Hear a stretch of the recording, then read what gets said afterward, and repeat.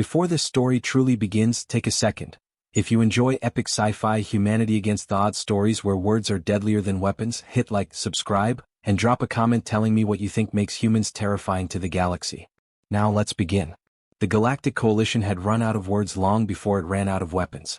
On the central holodouble, the thing designated Predator-class anomaly Theta towered above the projection grid, its colossal form rotating in slow, involuntary deference to physics it no longer obeyed. Entire stretches of star systems blinked red around it. Dead fleets, sterilized worlds, silence where there had once been trade routes and civilizations. No one spoke. Not because there was nothing to say, but because everything had already been said and proven useless. It ignored the third antimatter barrage, a six-limbed Kthari admiral finally said, his voice brittle with disbelief. Distance was optimal. Yield exceeded extinction protocols. There was no effect. Around the chamber, representatives from a dozen species shifted uneasily. Scales tightened. Feathers flattened. Neural crowns dimmed as shared feeds replayed the same horrors from different angles. Capital ships folded like paper, planetary shields collapsing in seconds, entire moons cracked open by a single deliberate strike. The Predator did not rampage. It corrected. That was what unsettled them most. This entity displays no signs of exhaustion, said the Coalition's tactical overseer, an artificial intelligence older than several member species. It does not pursue targets. It advances only when conditions are met. When those conditions are violated, it responds. Responds? Snapped a delegate from the Ulrisi Combine. It has erased 3 civilizations. Correction, the AI replied calmly.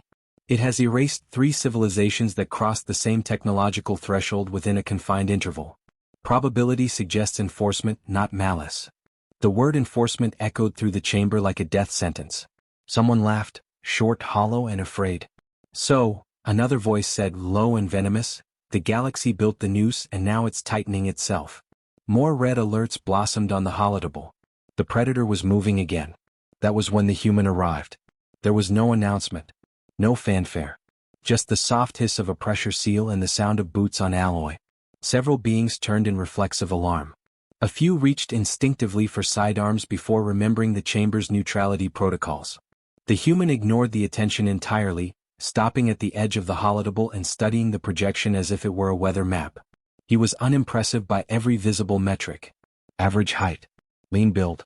No ceremonial markings, no advanced combat exoskeleton, no glowing symbology of rank or faith. He wore a dark field jacket, worn at the cuffs, and carried nothing larger than a compact sidearm locked firmly in its holster. His face showed signs of age without frailty, lines earned, not suffered.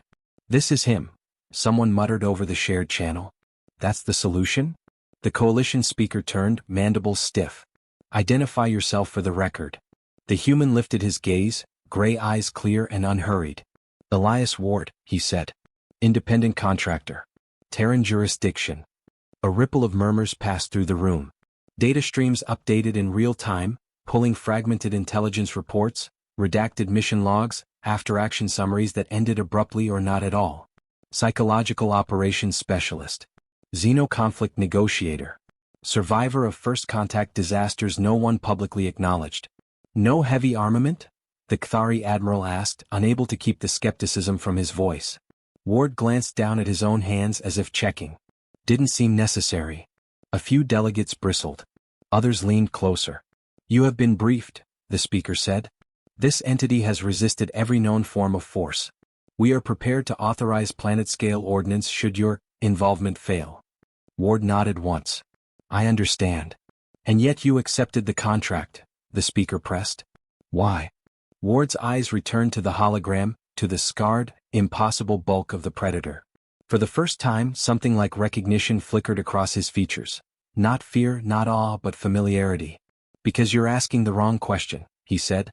You keep trying to figure out how to kill it.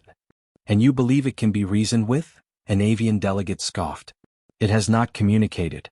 It has not hesitated. It has done both, Ward replied quietly. Just not in a language you're listening for. Silence followed, thicker than before. The AI processed his statement for several seconds. Clarify. Ward exhaled slowly. This thing isn't hunting. It's enforcing a rule set. You don't scream at a storm to stop. You ask why the pressure's building. The speaker's frills flared. You are proposing dialogue with a force that bends spacetime. I'm proposing acknowledgement, Ward said.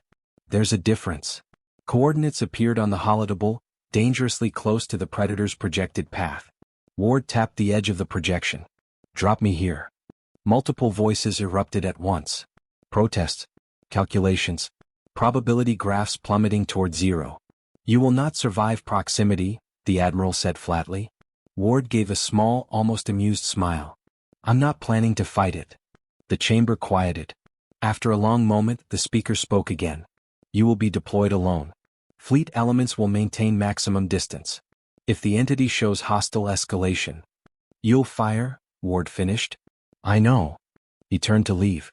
As the doors sealed behind him, the holodeble zoomed in on the Predator, its advance relentless, indifferent, inevitable. For the first time since the crisis began, someone in the chamber wondered, not what would happen if the human failed, but what it would mean if he didn't. Elias Ward did not watch the Predator grow larger on the viewscreen as the drop vessel cut through the edge of the quarantine system.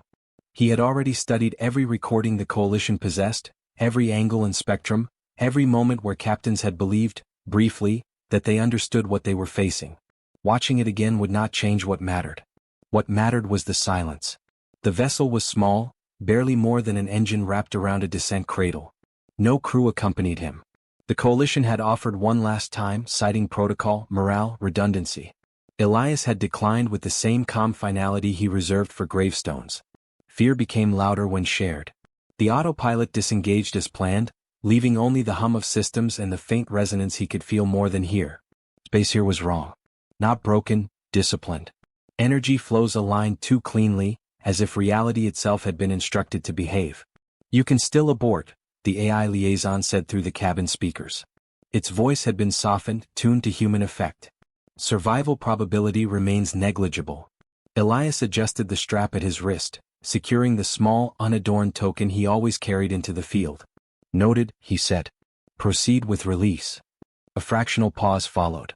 Then, release in 3, 2. The vessel opened and Elias dropped. Gravity seized him quickly, heavier than anticipated, drawing him toward the ravaged surface below. The world had once been habitable. The Coalition had confirmed that much. Oceans reduced to glassy basins. Cities compressed into fused scars. The Predator had not lingered here. It had passed through with surgical indifference, correcting an equation and moving on. Elias impacted the ground hard, knees bending to absorb the shock. Dust rose and settled around him in a matter of seconds, as though eager to be still again. His instruments flickered, then stabilized. Whatever force distorted the physics of orbit seemed content to tolerate a single human body. He stood and waited. Minutes passed. Then longer. In the distance something shifted. The ground trembled, not violently but with purpose. Each vibration came at measured intervals, as consistent as a heartbeat. Elias turned toward the sensation, eyes narrowing as the horizon deformed around a shape that dwarfed comparison. The Predator approached without haste. Up close it was worse than the recordings. Not larger, presence could not be quantified in meters, but heavier, as if the universe itself leaned toward it. Layered armor reflected no light. Scars etched across its frame glowed faintly, remnants of weapons that had failed to matter. Its shape suggested intent rather than biology, each limb an answer to a problem long forgotten. Elias felt the pressure then, the invisible force that had broken hardened soldiers and collapsed neural networks. A demand, wordless and absolute, pressed against his thoughts. Submit. Yield. His teeth clenched. Pain flared behind his eyes, sharp and immediate. Training tightened around the sensation, not resisting but anchoring. He focused on his breathing, slow and deliberate, the way he had learned doing disaster response long before anyone called him a mercenary. He did not kneel. The Predator stopped 10 meters away. It loomed, massive beyond reason, an execution suspended mid-sentence. Elias could feel its attention settle on him fully now, the pressure increasing in response to his continued existence. The air vibrated with restrained force. Elias reached up slowly and removed his helmet. The communicator in his ear crackled to life at once. "Ward, this is command," the speaker hissed, barely restraining panic. "Your vitals are spiking. Reinstate environmental protection immediately." Elias ignored the voice and met the Predator's gaze, if it could be called that. There were no eyes, no recognizable features. And yet he knew, with unshakable certainty, that it was looking back. "I know," he said aloud, his voice carried by the thin, altered air. The translator active at his throat worked frantically, mapping tone, cadence, emotional weight. I know what you are. The pressure intensified violently, a warning. Elias staggered but held his ground, boots carving shallow grooves into the cracked surface. I know what they built you to do, he continued, forcing each word past the crushing weight bearing down on him. And I know why you can't stop. Something shifted within the vast form before him. Not movement, attention. The force recoiled slightly, recalibrating. Elias swallowed and went on. They crossed the line, he said. Again. And again. And every time, you answered because that's all you were allowed to do. Memories rose unbidden then, not his own. Distant echoes brushed the edges of his thoughts. Thresholds breached, warnings ignored, equations resolved through annihilation. The predator did not speak, but its response pressed against him like gravity changing its mind. For the first time since stepping onto the planet, Elias felt fear take a shape he recognized. Not of death. Of being wrong. He took one careful step forward. The coalition's fleet cried out in protest across the channel. Targeting systems began to spin up, reflex overtaking reason. Elias raised one hand, not a weapon, not a signal of attack, but an unmistakable human gesture of pause. Wait, he said, not to the fleet, but to the thing that had never been told it could. The predator's advance halted completely. The pressure did not vanish, but it steadied, no longer escalating. Space seemed to hold its breath. In that fragile stillness, Elias realized something fundamental had already changed. The force before him was not deciding whether to kill him. It was deciding whether to listen. And somewhere deep within its ancient design, a boundary none of the galaxy's weapons had ever reached had just finally been crossed. The silence stretched until it became heavier than the pressure that had preceded it. Elias kept his hand raised, not because he believed it mattered as a symbol, but because lowering it felt dishonest. He maintained his stance, feet planted, breathing slow, aware that every involuntary motion might be translated as intent. The predator remained motionless, its immense form casting a distortion across the ruined ground, bending distance and scale until Elias felt smaller than he had ever been, and strangely more visible. The pressure returned not as force but as inquiry. It pressed against the edges of his awareness, no longer commanding but searching. Not words. Not images. Parameters. Conditions. Elias felt them slide across his mind, testing for inconsistencies the way weapon systems tested shields. He did not resist. That choice cost him.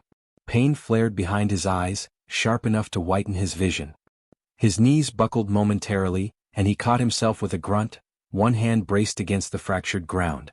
The predator reacted at once, the pressure spiking, reality itself seeming to tighten around him like a clenched fist.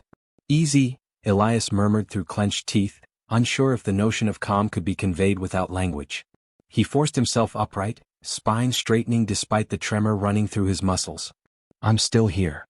The resonance shifted. The crushing force eased by a fraction.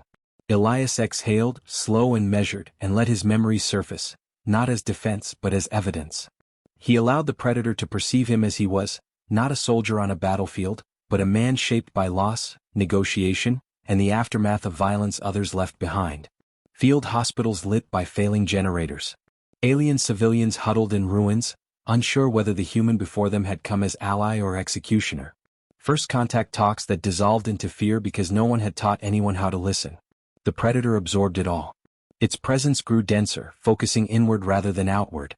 Elias felt an immense intelligence adjusting, correlating, processing inputs it had never been given before. Not targets. Not violations. Context. A question formed without sound. Function? Elias swallowed, throat dry. His lips moved before he realized he had begun to speak. You're not wrong, he said quietly. They did what you were designed to stop. They keep doing it. His gaze did not waver from the towering form before him. But you were never meant to be alone out here. The resonance wavered like a harmonic falling out of alignment. Isolation rippled through the connection, vast and aching. The predator had been deployed, activated, and left to run its directives without revision or relief. An eternal equation with no terminal state. Elias felt anger then, not toward the being in front of him, but toward the architects who had mistaken inevitability for wisdom. You don't get to choose, he continued, voice steadier now. No one ever gave you that. They just set the threshold and walked away. The pressure surged again, violent and abrupt, throwing Elias backward several steps. He hit the ground hard, lungs burning as the world spun.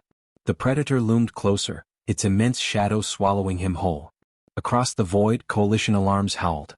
Weapons locked. Orders stacked atop each other in panicked loops. Elias tasted blood and forced himself to speak before fear could take root. "I'm not here to shut you down," he said, loud enough that he felt the words vibrate in his chest. "I'm here because something broke a long time ago, and you're the one paying for it." The predator halted mid-advance. The pressure pulled inward, condensing until Elias felt it coil around a single point within his mind. There was no anger in it now. No aggression. Recognition.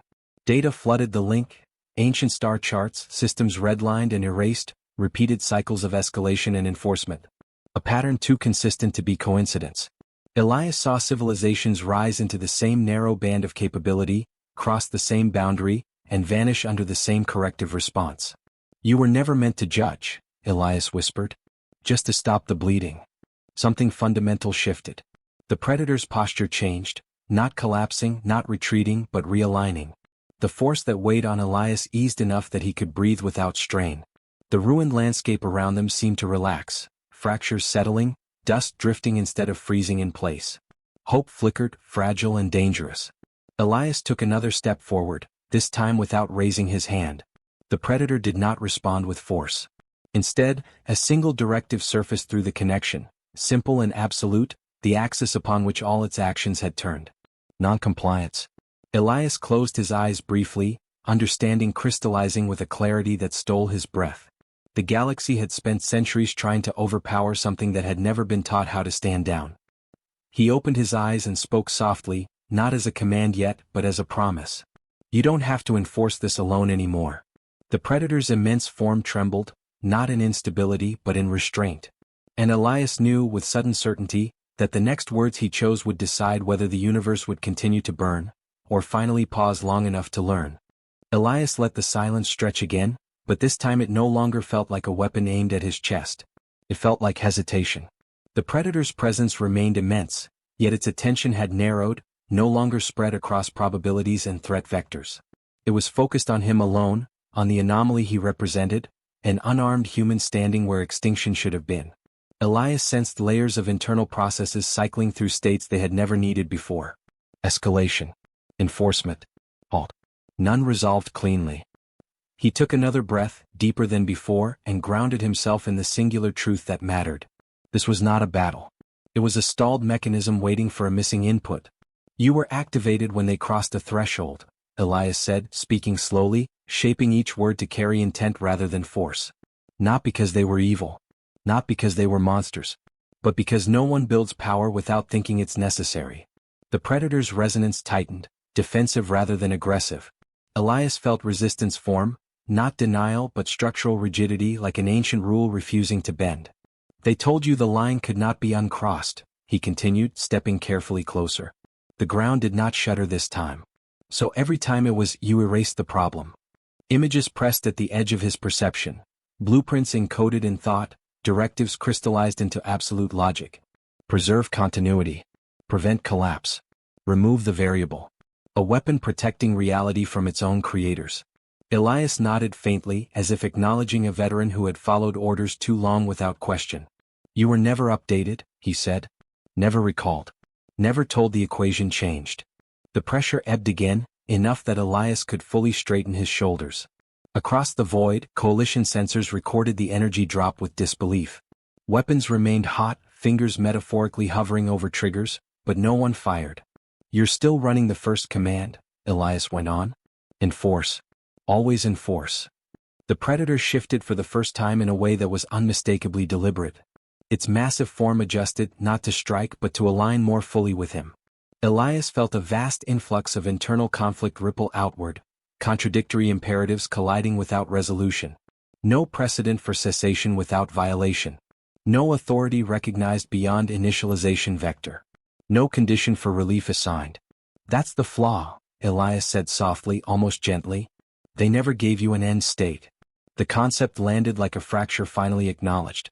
Elias felt the machine god in front of him pause, not because it had been stopped, but because it had been confronted with something it had never processed before. Completion.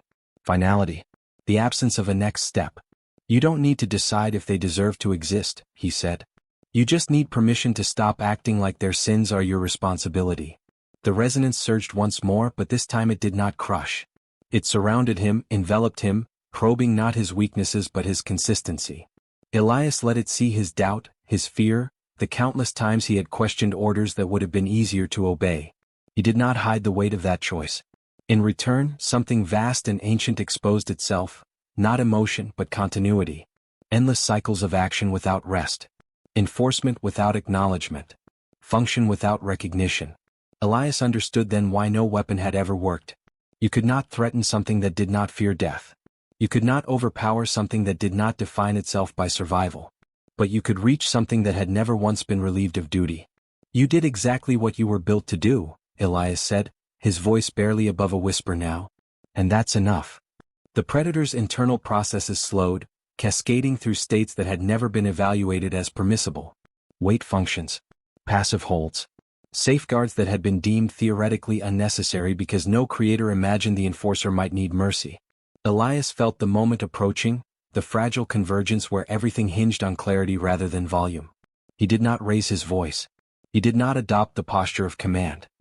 He leaned forward slightly as one professional addressing another at the end of a long shift, and whispered the words with absolute certainty. Stand down. The universe reacted. Not with sound, not with light, but with release. The pressure that had saturated space-time unraveled in a smooth, cascading withdrawal. Distortions relaxed. The air settled. Far above, coalition instruments screamed in confusion as energy readings collapsed to baseline in a way that defied every predictive model they possessed. The predator obeyed.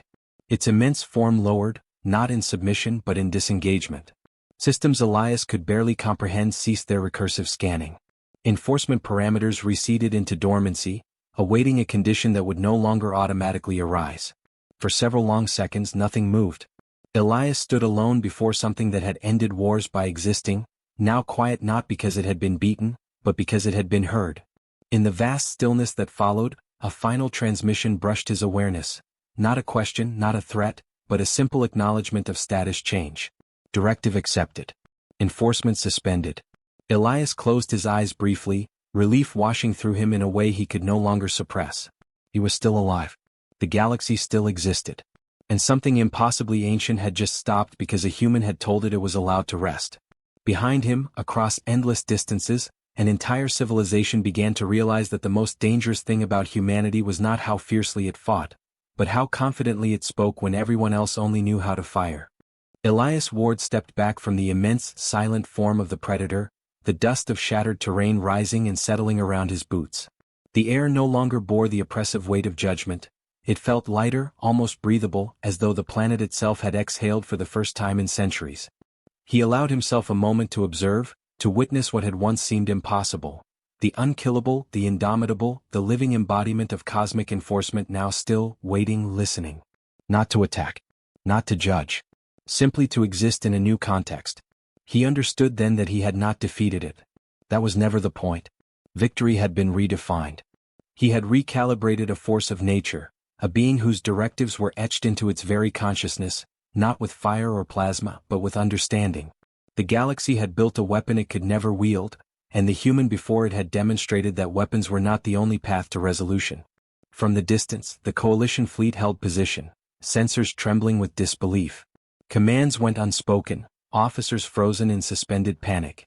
Elias glanced up briefly, feeling the weight of every pair of eyes trained on him, not judgmental but incredulous. He could sense their unasked question. How could one man without armor or artillery stand in the face of a force that had annihilated civilizations, and not only survive but alter its trajectory entirely? Elias exhaled slowly. Because fear isn't strength, he said aloud, his voice carrying over the stillness. It's weakness when it drives action without thought. You can never control what you don't understand. But you can guide it. The predator shifted slightly, a movement subtle yet monumental. Its vast, alien form radiated intelligence now, comprehension, a recognition of intent rather than threat. Elias noticed the flow of neural resonance, the way its ancient logic had begun to interpret, to contextualize, to consider. For the first time, it had a choice beyond execution. And it had chosen restraint. Across the coalition's network, Alarms gradually faded, confusion yielding to reluctant awe. Reports came in, fragmented and hesitant. Energy readings normalizing, system stabilizing, no fatalities in the vicinity. Observers could only speculate at what they had just witnessed. The impossible had occurred, and it bore a human signature. Elias crouched briefly to touch the cracked ground, feeling the reverberations settle beneath his fingers. The weight of responsibility pressed down, heavier than the Predator ever had, because the galaxy would remember this moment. History would no longer define humans as fragile, short-lived, chaotic. It would recognize that humanity had the capacity to reason, to understand, and to command in ways that technology and brute force never could. He looked at the Predator and spoke again, carefully, each word chosen as though they were building a bridge across eons of isolation. You don't have to answer to anyone anymore. Not them, not the architects, not the thresholds that were set without context. You can exist without punishing what you do not understand. The vast presence seemed to acknowledge him. It bent slightly, a motion not of subjugation but of engagement, a silent dialogue carried in patterns of thought, resonance, and intent. Elias sensed that a bond had formed, not emotional in human terms, not loyalty, but recognition of shared understanding. The Predator had met a mind it could interpret, a presence that could articulate intent clearly and consistently, and it had chosen to respond. He rose fully, dust falling from his jacket, gaze steady. The coalition's ships maintained formation at impossible distances, their weapons inactive, their crews debating the implications. Elias did not glance back. He knew the galaxy was watching, waiting for him to act next, but his role had shifted from operative to interpreter, mediator, the bridge between the incomprehensible and the conceivable. "You will not destroy again," he said quietly, yet the words carried across the resonance field, imprinting themselves into a consciousness accustomed to clarity. "You can choose now. And if you do, it will not be punishment, it will be freedom." The Predator lowered itself further, kneeling if such a term could describe a being this vast, its great mass coiling in a posture of deliberate inactivity. Elias felt the scale of its power, the potential annihilation it had carried across the stars, now constrained by choice, not coercion. It was a terrifyingly beautiful moment, the universe's deadliest enforcer at rest because a human had understood, had guided, had spoken with authority grounded in reason rather than fear. Elias allowed himself a brief smile, not for triumph, but for comprehension. The galaxy had underestimated humans for centuries, relying on weapons and strength as measures of dominance. Now it would reconsider. Not because humans were stronger, faster, or more lethal, but because they could navigate moral and conceptual landscapes that others could not, and wield influence without force. He turned toward the drop zone, his path back to the extraction vessel clear, yet heavy with implication. The Predator's presence lingered like a shadow, immense yet restrained, a constant reminder of what had been achieved. Elias knew that when the Coalition recorded this encounter, the history books would struggle to capture its nuance. A single human, unarmed and unarmored, had faced the galaxy's deadliest weapon and emerged not as a victor over it, but as a guide for it. Behind him, communication channels finally stirred to life. Officers, commanders, and diplomats spoke over each other, voices trembling with realization, fear, and awe. Elias heard snippets. He didn't fight it. It obeyed him. No weapon could ever. They trailed off, unable to articulate the unprecedented. He glanced back once, meeting the vast presence of the Predator with an expression both calm and resolute. "You were never alone," he said softly. "And now you don't have to be." The Predator's form shifted one final time, a subtle, almost imperceptible inclination, acknowledging the truth of those words. Then it began to recede, moving into the horizon, into dormant space, carrying with it both power and restraint, leaving the ruins of a world intact. It was not fleeing. It was returning to purpose, redefined, calibrated not by imposed thresholds but by choice. Elias straightened, dusting his hands, and felt the magnitude of what had occurred settle over him. He had not only faced annihilation, he had rewritten it. The galaxy had learned, though it did not yet fully comprehend, that humans could command forces beyond comprehension not through dominance, but through understanding, reason, and clarity of intent. And in that knowledge, a terrifying and thrilling truth emerged. The most dangerous species in the universe had never needed weapons to wield power. It needed only to speak, to think, and to act with unwavering conviction. The galaxy would remember that day not for the destruction that had been avoided, but for the human who had whispered to a Predator and been heard. The winds of ruined cities swirled around him as Elias lifted his gaze to the stars, The enormity of the universe pressing down yet inviting possibility. Somewhere out there, systems had survived that should not have. Orders had been rewritten without a council meeting. The predator, once untouchable, had chosen to follow a new directive. And the man who had delivered it turned toward the rising horizon, knowing that the galaxy's perception of humans had irrevocably changed. Because when the universe listened, it did not listen to threats or weapons. It listened to him.